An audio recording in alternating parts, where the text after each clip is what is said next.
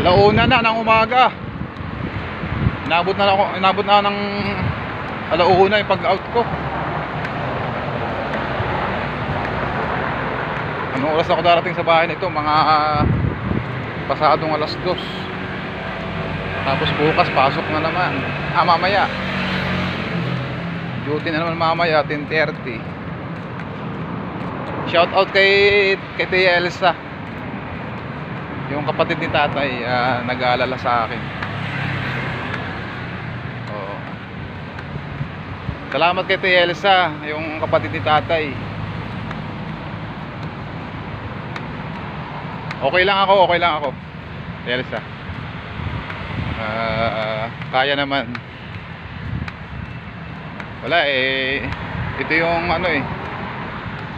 ito yung aking kapalaran. Kaya tatanggapin na laang. Tapos shout out kay Sir Rafi Francisco, yung staff namin sa Wine Steward. Minsan sumasabay ako sa kanya Noong nakarang araw inantay niya ako. Sumabay ako sa kanya sasakyan sa kotse Innova, yung Toyota Innova na yan. Maraming salamat kay Sir Rafi. Ngayon di ako makakasabay kasi out niya 11:30. Ako nag-out ako 1 AM. Lumaga na. Maraming salamat sa mga nag-aalala sa akin. At bakit ako naglalakad kahit pilay-pilay na. Wala Tingnan mo, naglalakad ako dito, ako lang yung tao Ayun, may nagdidilig pala May nagdidilig ng halaman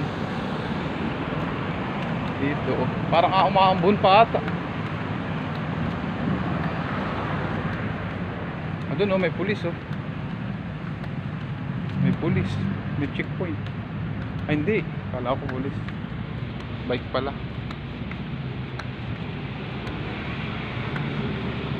Go ahead, start. Nakamotor.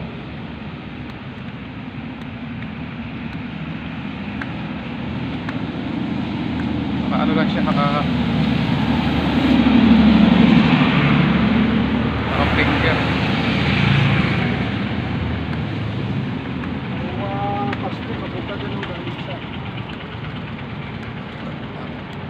Security guard ng Rockwell. Alerto man.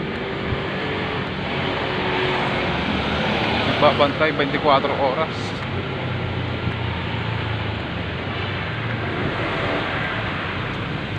Malapit na ako sa EDSA.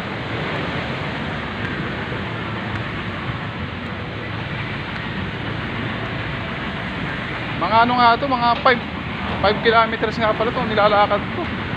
Kasi kulang 30 minutes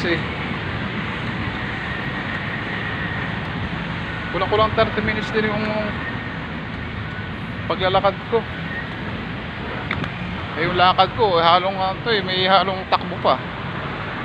Hindi ordinary yung paglalakad ko Kung babae yung maglalakad dito, baka abutin na 1 oras. Layo-layo din.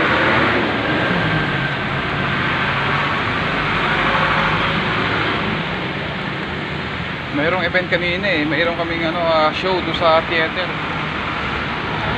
Bukas, mamaya pala ang close namin 12:00. 12 midnight. Kaya sigurado pag out ko ganitong oras na